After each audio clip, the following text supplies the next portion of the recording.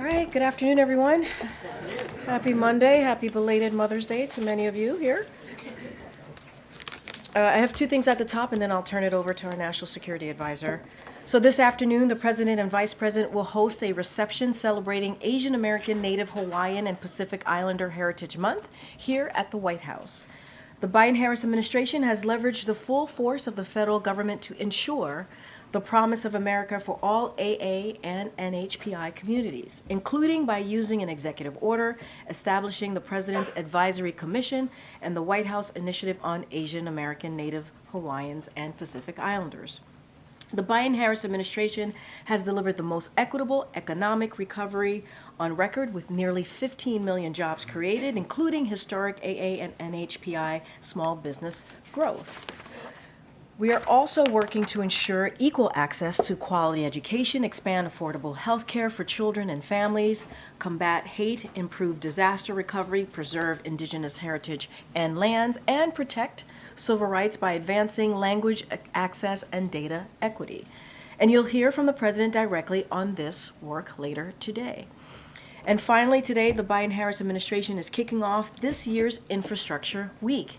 I know you all are very excited about that.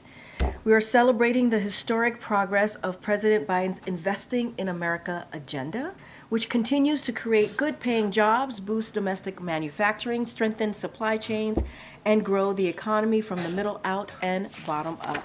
While Infrastructure Week became an empty punchline during the prior administration, President Biden is delivering an infrastructure decade that will benefit communities for generations to come. To date, our administration has announced over 56,000 infrastructure projects across the country and delivered over $450 billion from the infrastructure law. Today, we release an updated map showcasing thousands of projects that are underway, as well as new state-by-state fact sheets that spotlight investments and projects across the President's entire Investing America agenda. This Infrastructure Week, we are also calling out Congress, Republicans in Congress to be more specific, who voted against President's infrastructure law, but are now showing up at groundbreaking events and ribbon cuttings. We're also calling on congressional Republicans to extend funding for Affordability Connectivity Program, which has lowered internet bills to enable more than 23 million households to access affordable, high-speed internet. Without congressional actions, millions of Americans will see their internet bills increase or lose internet access at the end of the month. With that, as you can see, our National Security Advisor, Jake Sullivan, is here to give a Middle East update. Jake? Thank you, Karine, and good afternoon, everyone. Before I take your questions, I want to step back and make some comments on the latest developments in the Middle East. There's been a lot more heat than light in the recent coverage and commentary about the war between Israel and Hamas. So I want to take a moment today to get back to basics and lay out the administration's view. Here is how we see it. 1, this is a war between the State of Israel and the terrorist group Hamas, whose mission is to annihilate Israel and kill as many Jews as they can. The war began on October 7th, when Hamas massacred 1,200 people and took more than 200 hostages. There was a ceasefire in place on October 6th. Sinwar broke it. The president has made clear the United States wants to see Hamas defeated and justice delivered to Sinwar. There can be no equivocation on that. 2, the Palestinian civilians caught in the middle of this war are in hell. The death and trauma they've endured are unimaginable. Their pain and suffering are immense. No civilian should have to go through that. This is on the president's mind every day. 3, Israel has an unusual, even unprecedented burden in fighting this war because Hamas uses hospitals and schools and other civilian facilities for military purposes and has built a vast network of military tunnels under civilian areas. That puts innocent civilians in the crossfire. It does not lessen Israel's responsibility to do all it can to protect innocent civilians. 4, we believe Israel can and must do more to ensure the protection and well-being of innocent civilians. We do not believe what is happening in Gaza is a genocide. We have been firmly on record rejecting that proposition. 5, the United States will continue to lead international efforts to surge humanitarian assistance throughout the Gaza Strip, because innocent civilians should never go without food, water, medicine, shelter, sanitation, or other basic necessities. Active diplomacy by President Biden has made a considerable difference in getting more aid into Gaza.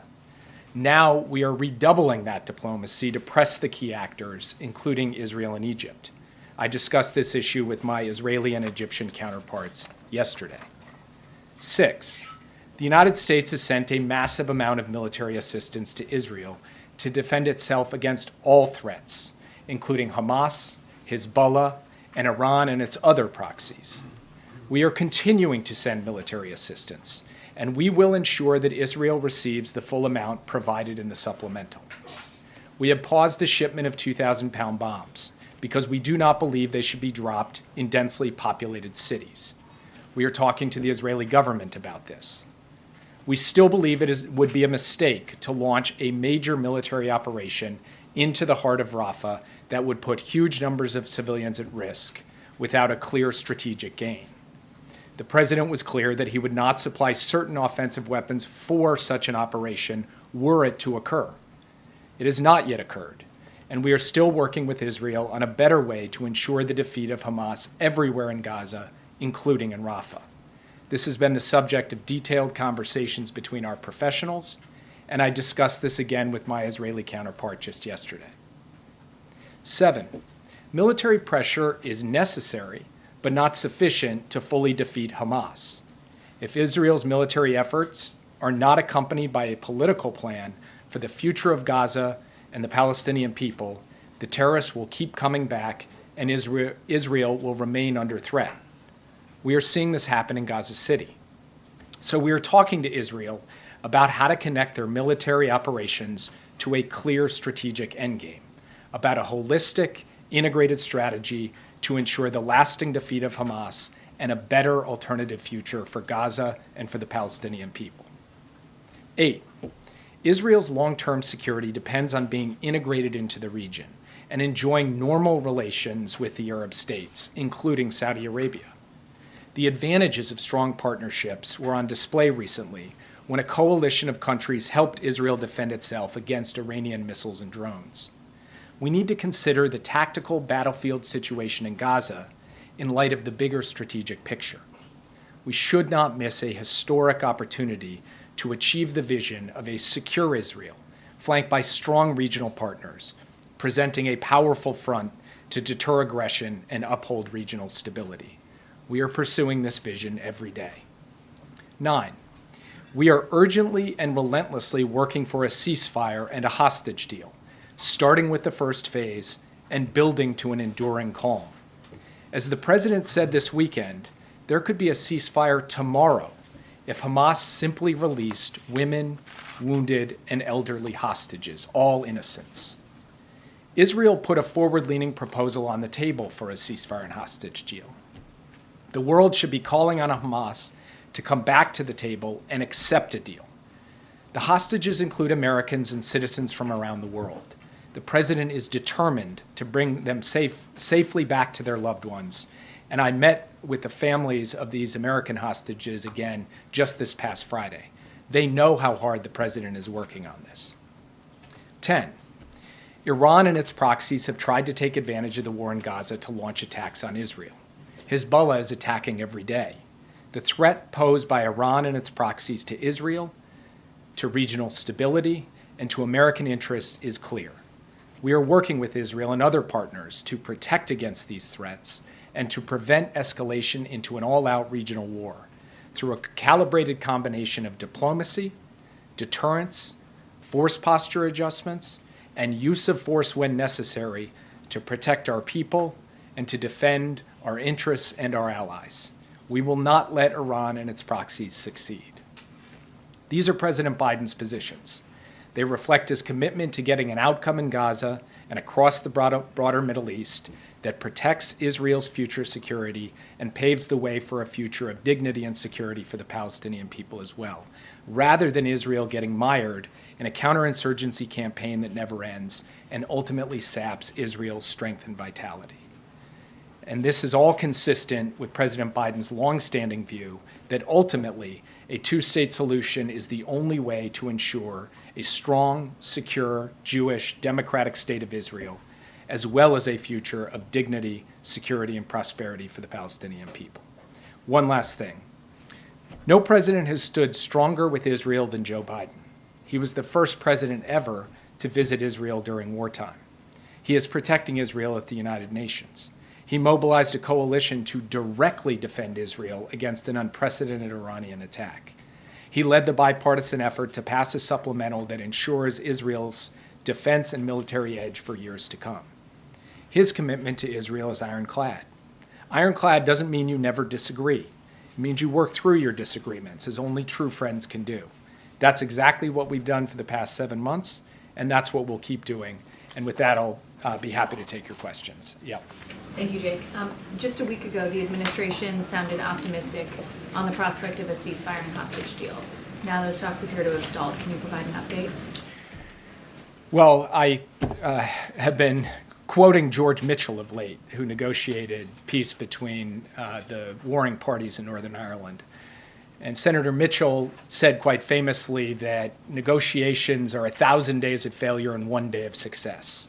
And right now, we're in the former days rather than the latter day. And this particular negotiation has had its ups and downs, its ins and outs, its twists and turns.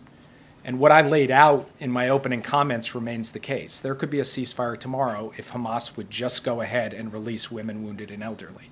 We do believe Israel has put a good proposal on the table. Hamas has put a counter-proposal on the table. The world is calling for a ceasefire. Those who are doing so should go to Hamas and say, come to the table and work until we get a deal. I can't predict when and if that will happen. I can tell you that we remain committed to pressing the diplomacy to achieve that outcome on behalf of the American hostages and all the hostages, and on behalf of getting to an enduring calm in Gaza. What exactly the next step is, we will have to see. This is a dynamic situation that involves the diplomatic element as well as the military element, including the recent operations that Israel has taken in Rafah. So we will now have to see how things unfold in the coming days. You said that it was down to language. What is it down to now? Well, in the end, when you're talking about a phased agreement that has multiple elements relating to sequencing of hostages coming out, movement of military capabilities, surging of humanitarian assistance, movement of civilians, all these things are quite detailed, and working through those details is what is going to be necessary to get this across the finish line. We believe there is a framework that both sides could sign up to, and it's really about the specifics of that framework and filling that out that's necessary.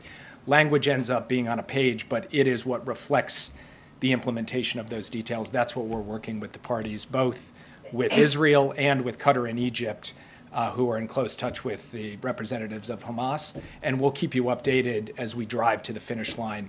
We are intent and determined to get all of the hostages home. We are intent and determined to produce a ceasefire and hostage deal. We believe we can achieve that. I cannot tell you when. Yeah. Jake, I want to ask you about Russia, but just first on this topic. In the readout, your call with Israeli officials yesterday, it said that you're going to have this meeting again in person soon. Is your expectation, well, one, when is your expectation that that meeting will happen, and do you expect that there won't be a Rafah offensive until that meeting has taken place? I expect it'll happen in a matter of days, not weeks. We haven't announced a specific date on the calendar, but this isn't going to be long in the future. We're just talking about scheduling so that we can get the teams together. Because, of course, it's not just me meeting my counterpart. It's military intelligence and humanitarian professionals on both sides being a part of that conversation as well. And what I expect is that we will have an opportunity to talk further about the best way to ensure Hamas's defeat everywhere in Gaza, including in Rafah, in the context of that conversation. And that opportunity will still be available to us when we show up for that conversation. And then Zelensky's advisor said today that these new Russian government appointments, including the defense minister, show that Moscow is going to try to scale up its war effort and reconfigure its economy for its defense needs. Is that your assessment of this shakeup as well? Look, it's an opaque system. It's run by one man, Vladimir Putin. He calls the shots. He may move around professionals into various roles, but at the end of the day, he seems bound and determined to continue to try to inflict a brutal war of aggression on Ukraine. We'll take whatever comes, support Ukraine alongside a coalition of countries, and see what happens. So I don't have a specific comment on the nature of this change up in their government. I've seen that speculation from the Ukrainians. It's not unreasonable, but I can't draw any conclusions at this point. We'll have to see what unfolds. Yeah. Thanks, Jake. Does the U.S. believe that Sinwar or other top Hamas leaders are hiding in Rafah? And if not, why do the Israeli forces continue to push further into Rafah? What reasons are they giving you? Look, I've seen the public reporting on this, both in Israeli press and in American press, citing intelligence officials suggesting he's not actually in Rafah. I'm not going to comment from intelligence on intelligence operations from the podium, so I'm afraid I can't go further in trying to answer your question. But it's a reasonable question if, in fact, it were the case that he weren't in Rafah, but I can't confirm that one way or the other from this podium. What reasons are the Israelis giving for why they continue to push forward in Rafah? And do you get the sense that they're taking the U.S. warning and threat seriously?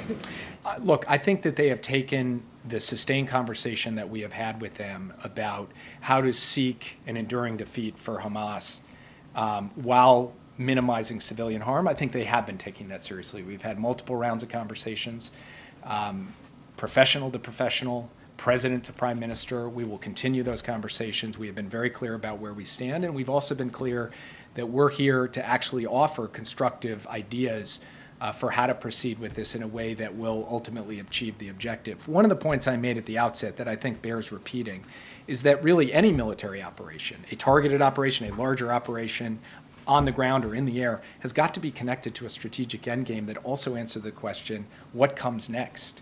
And that's something that we're really bearing in on with the Israeli government, and feel that there needs to be more attention on that piece of it, lest we end up in a circumstance where Israel conducts a military operation, kills a bunch of Hamas guys, also creates some harm to innocent civilians caught in the crossfire, and then terrorists come back, as we have seen them come back in Gaza City and Khan Yunis and other places. We want to avoid that outcome. We want an outcome in which the page gets turned from Hamas's terroristic reign over Gaza, and a better future comes for the Palestinian people and for the security of the state of Israel. That's what we're going to keep working through. Yeah.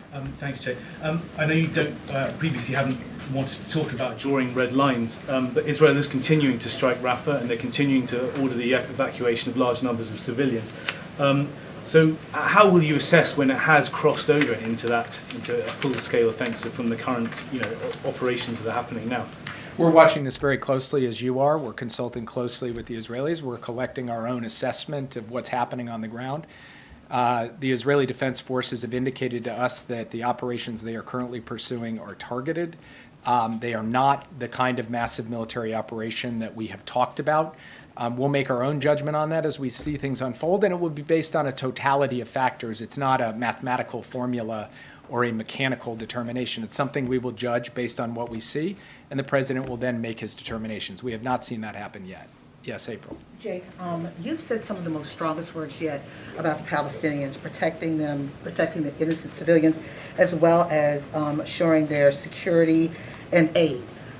What has your department, the National Security Council, as well as Steve Benjamin said to Morehouse in the lead up to the president's speech, trying to quell the concerns about protests during his commencement address this weekend? I have not spoken with the folks at Morehouse, and I'd have to defer to Steve to relay to you what he said to them in their conversations. We're, of course, focused on the policy as it relates to the ongoing war and the situation in the Middle East. I have not been engaged in or involved in the preparations for the president's commencement address. It's important to get out right now, as there are people who are walking out on college commencement addresses, as people are turning their backs, wearing scarves that represent Palestinians. Is this message important to get out for these upcoming commencement addresses that the president is delivering?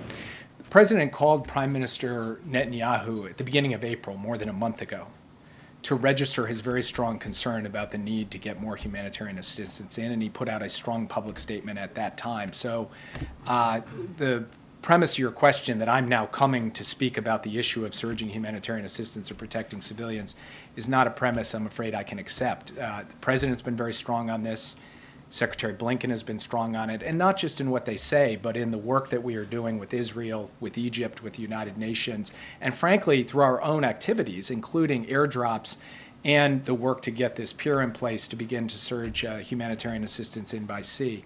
And when it comes to the issue of civilian harm and the question of trying to do everything possible to reduce the amount of civilian harm on the Strip, this is something the president has spoken to quite actively over a sustained period of time as well, and is directly engaged with the Israelis on too. There are people who are protesting the president's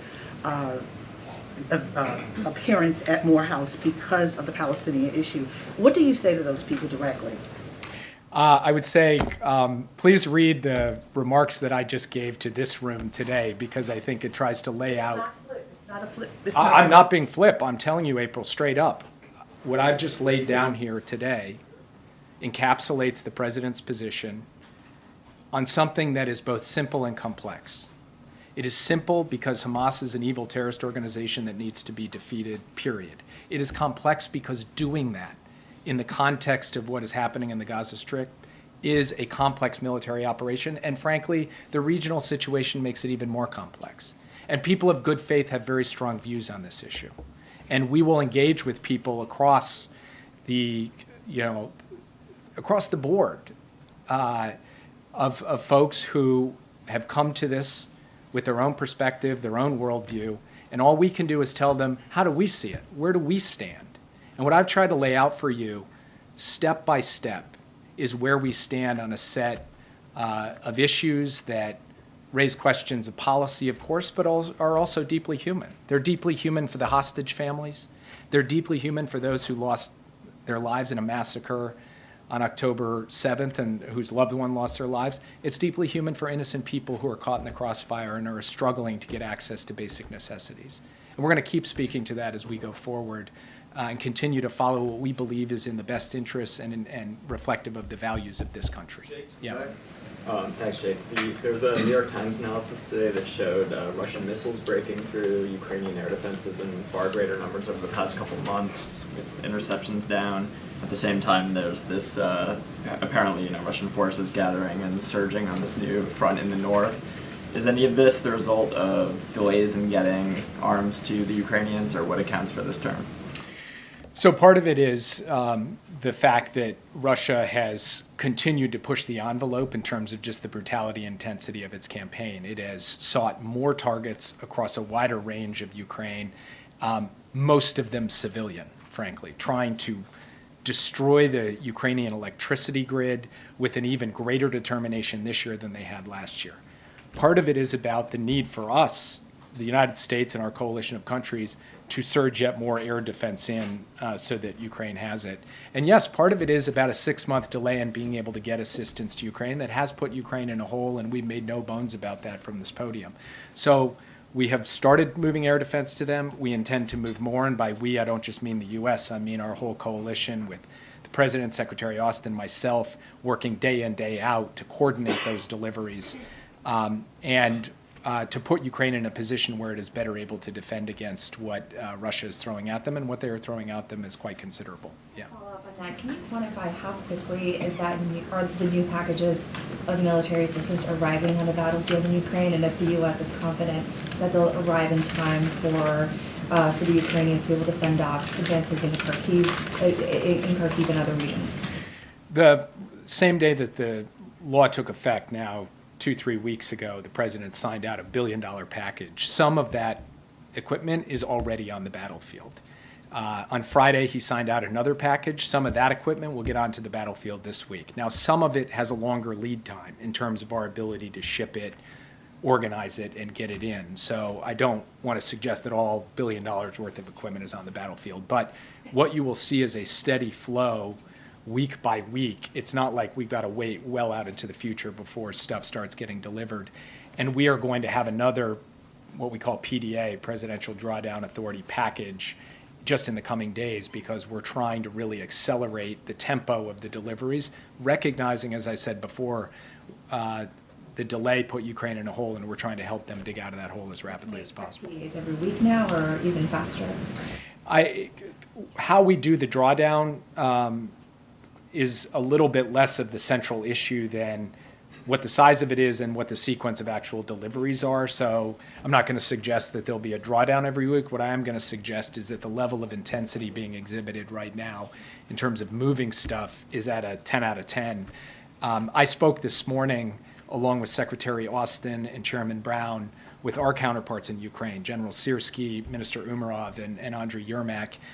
We spoke for 90 minutes. It was a detailed conversation about the situation on the front, about the capabilities that they are most in need of, and a real triage effort to say, get us this stuff this fast so that we can be in a position to effectively defend against the Russian onslaught. And so at the highest levels in our government, we are engaged with the highest levels of theirs to be able to ensure that we're doing everything humanly possible, both ourselves and our allies who are surging equipment as well, to get it there to the front lines. Actually, follow up on an Israel question, sorry. Secretary Blinken said yesterday that Israel could be, quote, holding the bag on an enduring insurgency. I'm curious whether, would Israel be holding that bag alone? In other words, is there any concern, or are you concerned that Israel's ongoing prosecution of the war using U.S. weapons is going to help Hamas cultivate kind of a new generation of people who will be, targeting U.S. interests and attacking Americans?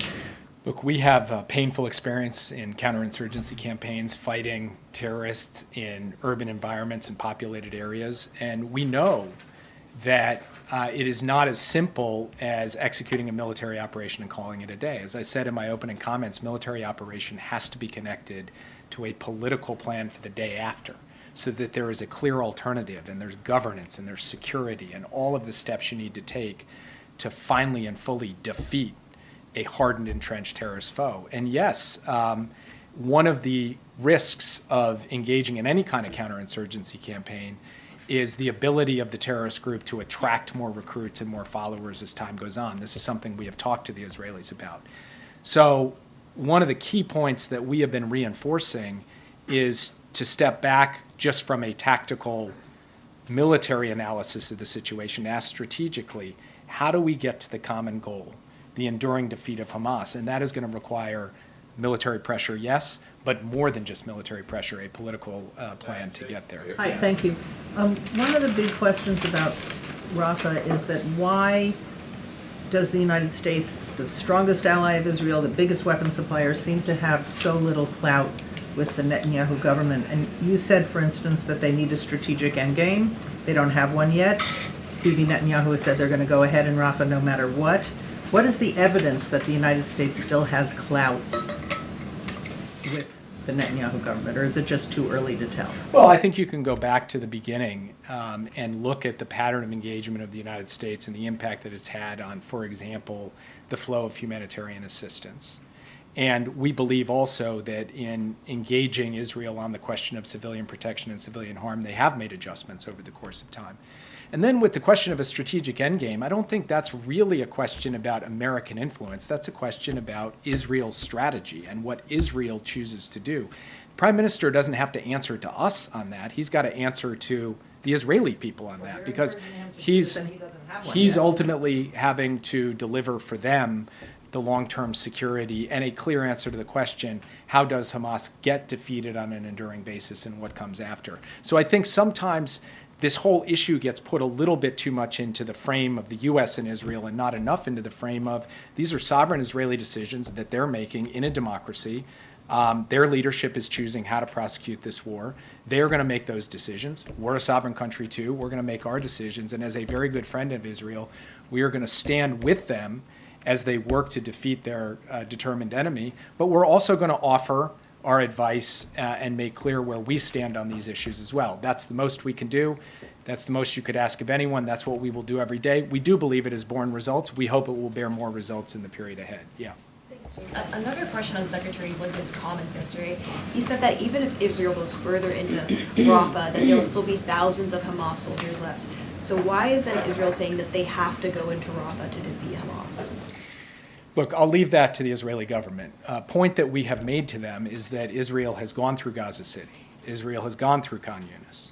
And in both places, you've seen terrorists emerge from the rubble because, from our perspective, there's not a sufficient integration of a military plan with the political plan.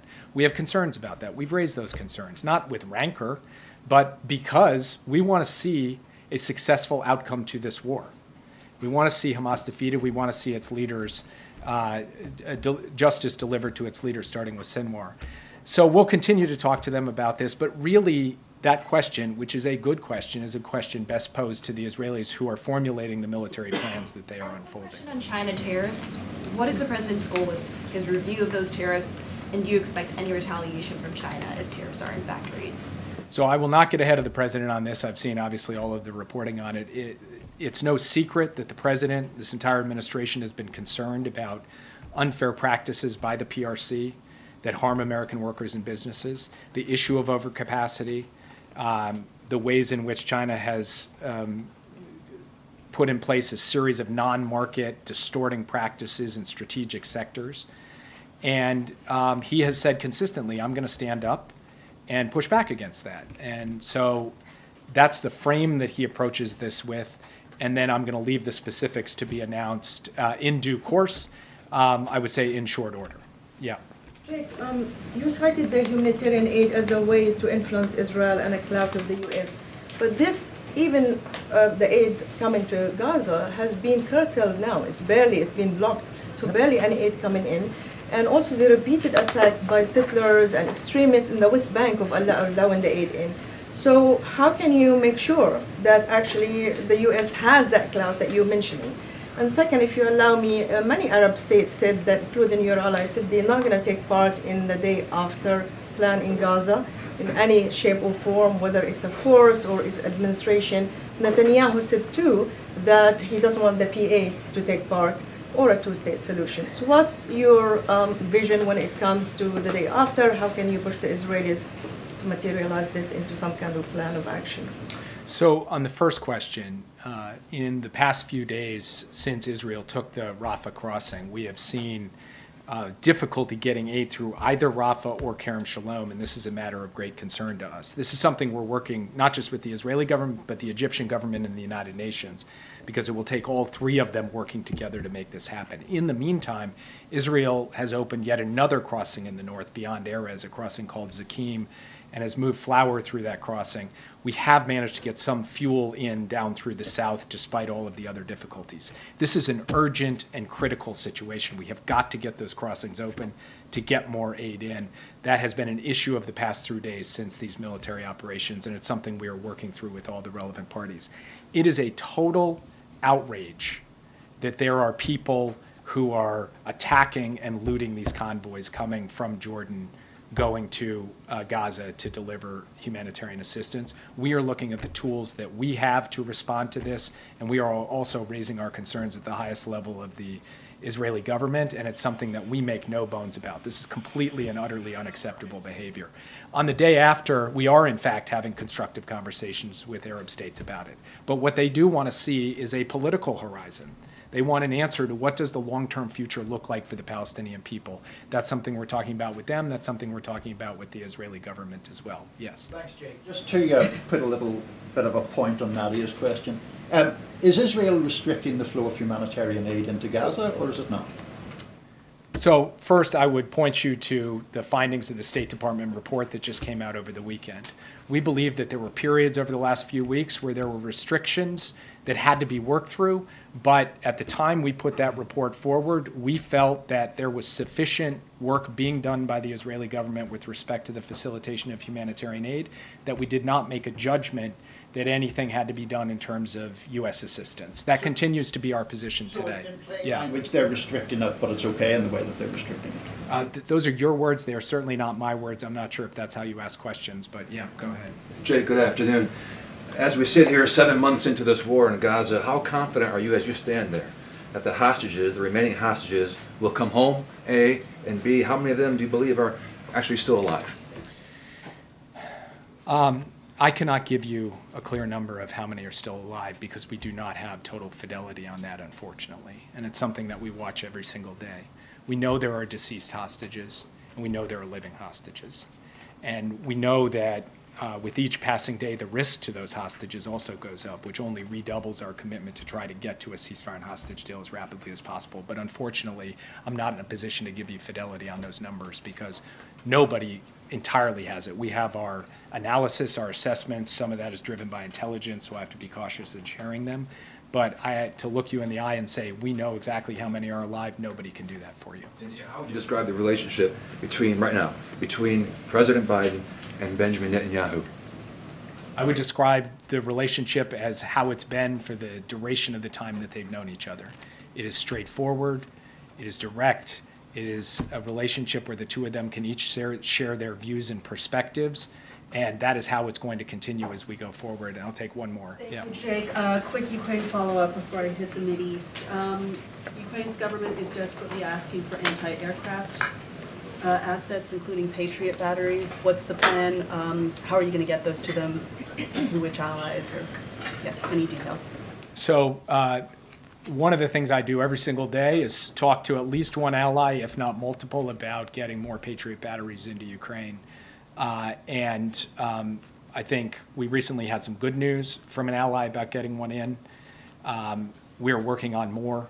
That's just something that we're going to continue to try to procure. And beyond Patriots, we're looking for other systems as well, because we believe that there are a number of allies who have capabilities they could share and ways in which the United States could help them with their air defense needs as a backfill. That is an ongoing conversation. It is a matter of utmost priority. You're looking at like one or two at a time, not dozens, not a bigger number. I mean, dozens of Patriot batteries I don't think is the right order of magnitude for what we're trying to get in there. And then on the Mideast, how do you... the back of the room. All right, I'll take you last. Yeah. Fine. Awesome, thank you. We're a package deal. Egypt has said that they will support South Africa's case at the ICJ against Israel for genocide. How is that affecting the negotiations right now, the situation in general, and what is Washington's message to Cairo about this decision on their part? I can't say that it's helpful to the discussions between Egypt and Israel to try to sort out the humanitarian assistance and access issues, but I do know that Egypt, Israel, the United States, the United Nations, we are all trying to work together to figure out a way forward. So last question.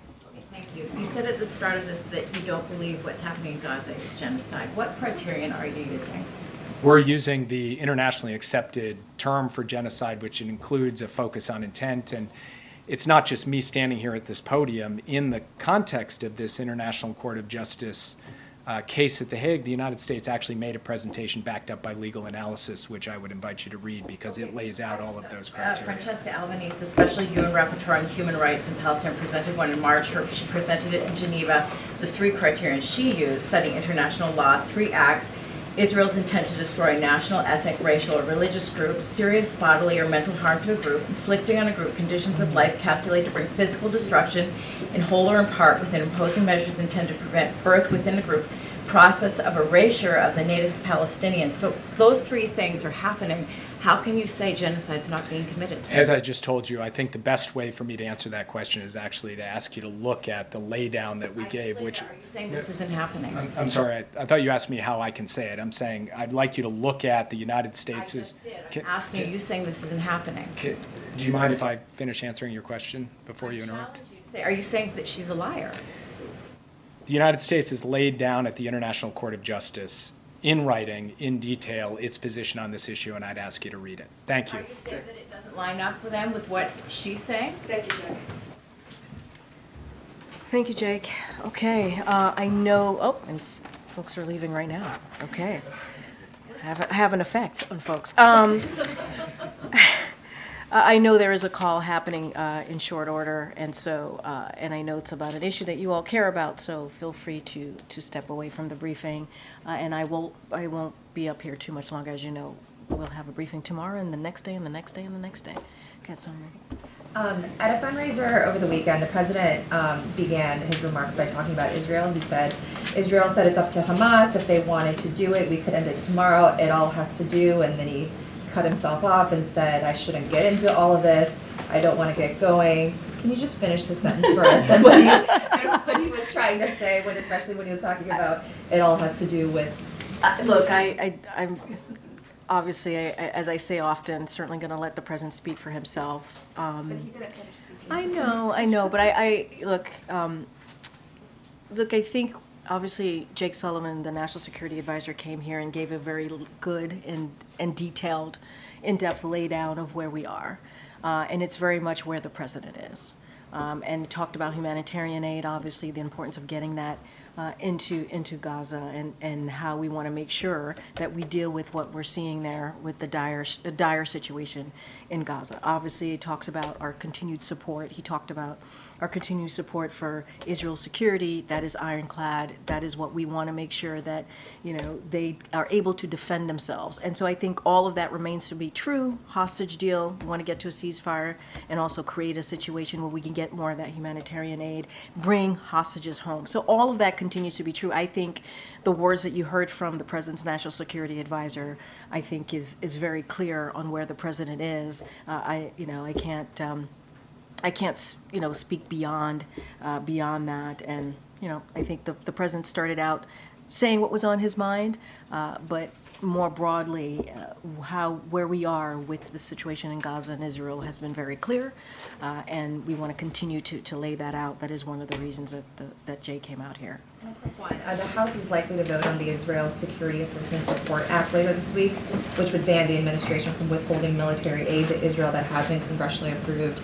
Is that something that, it's obviously a response to the president's comments over the last week, so is that something that the White House would oppose? Are you talking to Democrats who might be inclined to go with Republicans on this? So look, I'll start off, I just repeated basically what I wanted to say to this question, which is this president has been very clear. His commitment to Israel's security is ironclad. That has not changed. We share Israel's goal of defeating Hamas, and will continue to stand with Israel to make that happen. We've been very clear. As it relates to the announcement that the president made in the interview last week on CNN, we have paused only one shipment. That includes 2,000 pounds bombs, which can be very destructive in densely populated urban environments, such as Rafah. You heard, obviously, Jake just speak to this. And then so regarding this bill, as you just asked me about, Sungmin, we strongly, strongly oppose attempts to constrain the president's ability to deploy U.S. security assistance consistent with U.S. foreign policy and national security objectives. It is our objective as well that we plan to spend every last cent appropriated consistent with legal obligations, including in the recent supplemental, that national security supplemental that was just passed and the president obviously signed. We are committed to that to that supplemental, so that has not changed. Okay, go ahead, April. This week, President Biden is going to commemorate the anniversary of Brown v. Board.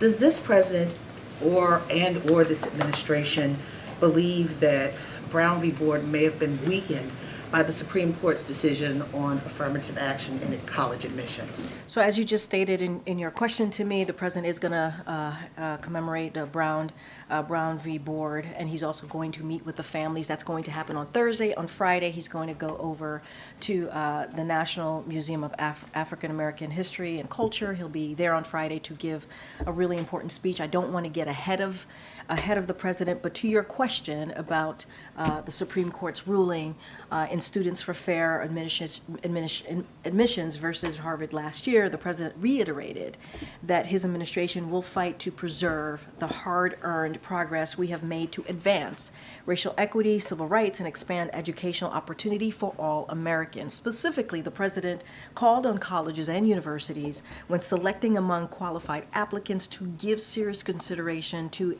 adversities students have overcome, including the financial means of a student or their family where a student grew up and went to high school, and personal experience of hardship and discrimination, including racial discrimination that a student may have faced. As the president said last June, when this verdict came down, he strongly disagrees with the court decision and believes that one of the greatest strengths of America is indeed our diversity. The president, again, is going to speak about this on Friday, so I don't want to get ahead of him, but we have made very clear how we feel about this decision that happened almost a year ago. But does he believe that it undermines Brown v. Board, this historic ruling that integrates schools, and we are actually seeing the segregation of schools still in this country. No, I totally agree with all the points that you made. I laid out what we thought about that decision that came last June, and we had said it is something that is concerning, incredibly concerning. The president is going to give a speech on Friday. I'm going to let the president speak for himself. He will address this. Obviously, we are indeed commemorating the landmark Broad v. Board of Education, and so that's something we're going to meet with the families on Thursday. So you see a pattern here that the president's going to meet with the families on Thursday. He's going to give remarks on Friday, and he will speak to this himself. But wanted to lay down what we have said already about the ruling, the admissions ruling versus Harvard that happened last year. We've been very clear about that. Thanks, Karine. Argentine Foreign Minister Diana Mondino is going to be in town this week. She's going to meet Antony Blinken at the State Department. Can you confirm she has a meeting with Jake Sullivan here at the White House? I don't have anything for you. Once we have something to share, certainly we will share that with you all. Okay. Thanks, Karine. So Warren Buffett this month said that taxes will have to be raised to pay for the national debt. He said the government may want to decrease spending. So we've had announcement after announcement of taxpayer money being doled out. We've seen almost weekly now. Is the federal government spending too much money? So let me just say a couple things that Warren Buffett did say that we certainly agree with, and I'll quote him: "The wealthy are definitely undertaxed relative to the general population," which is why the president has a plan to make sure that wealthiest among us, the billionaires and big corporations, pay their fair share. And we've been very clear about that. They pay their fair share in order to pay for his investments in America and cut the deficit by $3 trillion. And Buffett also said it doesn't bother him to pay taxes. And so it has been very clear, the president has said, that he will not raise taxes on anyone making less than $400,000. That is what the president has said. Warren Buffett pretty much agrees with us. We agree, obviously, with him. And this is very different than what Republicans want to do. They put out their plan. They put out what they want to do. They want to cut Social Security, Medicare, Medicaid, give tax breaks to billionaires and corporations. We do not agree with this. And what we want to do is continue to make sure that we're lowering costs for Americans, for families, whether it is Big Pharma, fighting Big Pharma, lowering health care costs, making sure that we go after corporations as you hear us talk about junk fees. Those are the ways that we want to move forward. That's what our focus is. So we increase taxes to pay the debt? But let's be really, really clear, right? On billionaires and big corporations, whom Warren Buffett himself said, as you started asking me about Warren Buffett, he says that they are undertaxed. And that is something that the president agrees on. And he believes if we are able to do that, to tax corporation and billionaires, that would pay for his investments in America and cut the deficit by $3 trillion. That is something the president has been very clear about since day one. One more, if I could, on China and the tariffs that are coming. So in July of 2019, then candidate Biden said that tariffs on China are abusive policy. Has the president changed his mind and now believes tariffs work? So look, I'm going to be really mindful. I'm going to let in due order. You'll hear directly from the president, directly from us. So don't want to get ahead of that. Jake said it really well when he was here. We have always had concerns on China's unfair trade policies. We've been very clear about that. And the last administration, when they did a trade deal with China, what it did is it failed to increase American exports or boost manufacturing. That is not something the president wants to see. He has been doing the opposite, making sure that American manufacturing is created here, right here in America.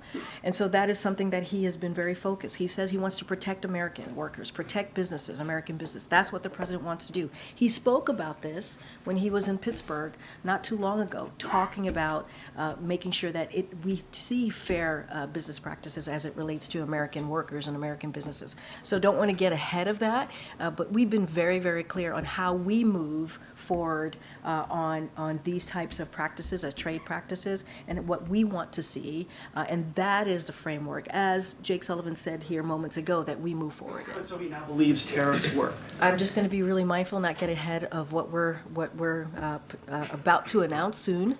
What we have been really clear about is protecting workers, protecting businesses, and we have called out China's unfair trade policies, and so we're going to continue to do that. Go ahead, Phil, in the back. There's new reporting in the Wall Street Journal that found that the FDIC director, Martin Grunberg, disrespected, disparaged, and treated unfairly officials there, and that he was known to be someone who could not control his temper. Obviously, President Biden said early on in his administration that he would fire on the spot anyone who bullied or unfairly belittled a coworker.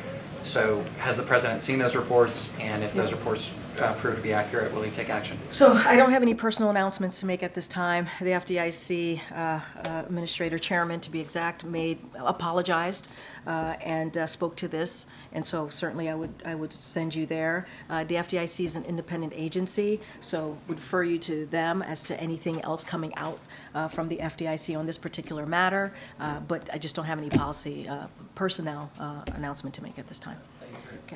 Thanks, Karine. I know you don't want to get ahead of the announcement, but can you just more broadly talk about the role that tariffs play here in trying to balance protecting American workers versus consumers? Because tariffs are often a tax to consumers. So how can you ensure Americans that with more tariffs, it doesn't come with higher costs? So I'm going to let the announcement speak for itself, but what I can say about what China has played here, they've played by a different set of rules, and this is what we know to be clear, and it has been unfair and anti-competitive economic practices. For example, forcing technology transfers and stealing intellectual property, distorting market forces with unrivaled subsidies, barriers, and regulations, flooding markets with artificially cheap products to wipe out the competition.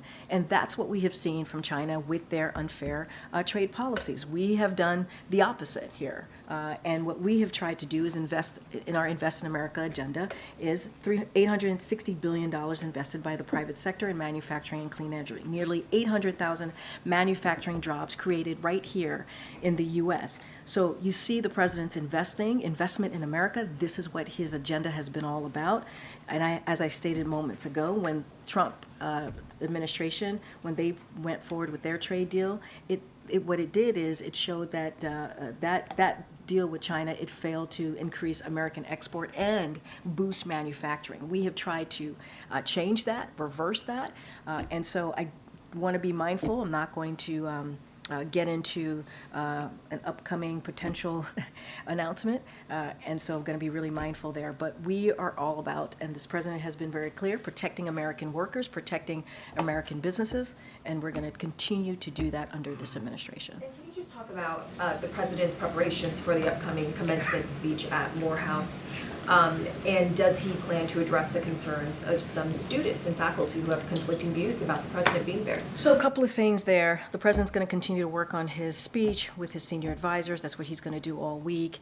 He sees this moment as a very pivotal moment, an important moment to a lot of these young graduates. Let's not forget some of these graduates missed out on their graduation from high school because of the pandemic, and this is going to be a celebration for them, an opportunity to have a commencement, to have a graduation that they sadly missed out on. So the president has done these type of commencements. He did 2 of them last year. He's done them throughout his as a vice president, as a senator. He knows how important it is, not just to the graduates, but the families, the people who love them, and so you'll see themes, obviously, in his commencement speech. He will give an uplifting remarks on what's to come and what they can look forward to, but also acknowledging, what's ahead, the difficulties that are ahead. And look, as you started your question to me about how people are feeling, we've been very clear about that too. We understand how deeply personal this moment is for many Americans across the country. We've been very clear about that. We understand that. That's why we've had conversations with members of the community that's affected by this. We've had conversation with the Muslim Americans, Palestinian Americans, Arab Americans. The president has, White House officials here have. They've traveled to states across the country to have those very important conversations, and will continue to do that. But also, this moment, the commencement speech, is such a celebratory moment, and we believe it's important. It's important in this instant. Morehouse is going to hear directly from the President of the United States, and I think that's a memorable moment as well. Good. Thanks, Karine. Where do deliberations stand on this potential White House plan to allow a certain number of Palestinian refugees into the U.S.? So I don't have any updates for you. I know I've been asked this question multiple times about conversations happening here. Don't have anything to share. What I will say is, and I've said this many times before, in the beginning of what happened occurred on October 7th, we put in a plan. There were about 1,800 Palestinian Americans that were in Gaza, and we did everything that we can to get them out if they choose to, if that's something that they wanted to do, and certainly we were able to do that. As it relates to a refugee program or anything in that nature, I don't have any announcement to make, and I'll just leave it there because I want to be really mindful about that, about getting ahead of that. Does the fact that a lot of Democratic senators were sort of lukewarm on the idea make it less likely that something like that would happen? I wouldn't say that. I wouldn't say that, confirm that either way. What I will say is we don't have any announcement to make at this time, and so obviously we're going to look at everything. So the U.S. has withheld bomb shipments to Israel, and on Friday the State Department sent a report to Congress. So did the report further support the administration's stance, or are they having second thoughts about it? Say that one more time. So the U.S. has withheld bomb shipments to Israel. Yeah, just one shipment, 2,000 bombs. Yep. Right. And so we have 2,000-pound bombs. Right. Yep. So and that is connected to what we have said, and we have made very clear about our public and made this publicly and privately, our concerns about a major military operations into Rafah. And so we have been very clear about that because of the more than 1.4 million Palestinians who are there, who are seeking refuge. And so we've been very clear about that. So we have paused one shipment, and that's what the president spoke to last week. That's what Jake spoke to just moments ago. Right, so the report, does it sort of further strengthen what the president is doing, or is it giving him pause? What did you think of the report that the State Department sent to the Congress? I mean, I think Jake spoke to that, and he talked about the findings of the report, how it wouldn't change our policies. That's number one, and this is an ongoing, transparent process. I don't have anything else to add beyond that. Look, when you think about the pause on these 2,000-pound bombs, the reason why we paused it is because we want to be mindful, right? We understand that there is in Rafah, there are dense areas that have Palestinians who are seeking refuge. And we want to make sure those civilian lives, those innocent civilian lives, are protected. That's why we've made very clear about our concerns about a major military operations there. That is the reason, that is the focus, understanding that fact, and that is a fact. And so we're going to continue to have those conversations. You heard Jake talk about in upcoming days having an in-person conversation with his counterparts, continuing these group meetings that they've been having that NSC's been having with the IDF, the Israeli government, and so that's going to continue. We're going to continue to be really clear about our concerns, as we've been publicly, as also privately, and so those conversations continue, and that's why the president has been very clear. There are 1.4 million civilians, innocent civilians that are in Rafah right now. And we want to be really careful and mindful. We want to see a plan that speaks to how is Israel going to make sure that those lives are protected. It is a pause of one shipment, and that shipment is related to what we believe it could be potentially, an issue here in Rafah, being very, very clear about that. Great. Okay, go ahead. Thanks, Karine. Some recent polls, and I know you've said the president doesn't govern looking at polls, but some have shown his popularity eroding amongst young people and also non-whites, and it's not only related to Israel. Is he aware of that? Is he going to try to refocus his messaging or tweak it to speak directly to those groups that have felt left behind? So look, and going to be mindful about this upcoming election, not going to comment about that, the 2024 election, or how these polls will affect the 2024 election. Going to be super mindful. But more broadly, we believe that young Americans support the president's agenda more broadly, right? In an overwhelming way. And the president has stood with young Americans on many of the issues that they care about, because you said beyond what's happening in the Middle East. And so when it comes to climate change, right, that's something that he's been very clear about and has been the most progressive president on that particular issue. And he's going to continue to do that. We understand as well that while the economy is turning around, and you've heard me talk at the top about the 15 million jobs created and what we've been able to do to turn around the economy, we understand that prices are too high, and young people in particular are feeling that. And so we're going to continue to work on those issues. We're going to continue to do everything that we can to lower cost.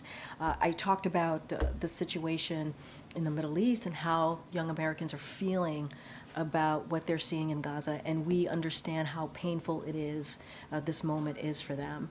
That's why we've been working so hard to try to get a deal that would lead us to a ceasefire, get hostages home, make sure that we get that humanitarian aid. Let's not forget that the U.S. has led the effort in getting humanitarian assistance into Gaza. And so, going to be super mindful about the particular polling questions, but we do believe that we want to make sure that we have an economy that works for young people. We want to make sure that we listen to young people and hear them out. We want to make sure that we continue to work on some of the issues that the president has talked about, whether it's student debt relief. This is something that the president, it's not going to stop him from doing the work that he has been very clear about wanting to deliver for the American people, including young Americans. So Messaging to minorities?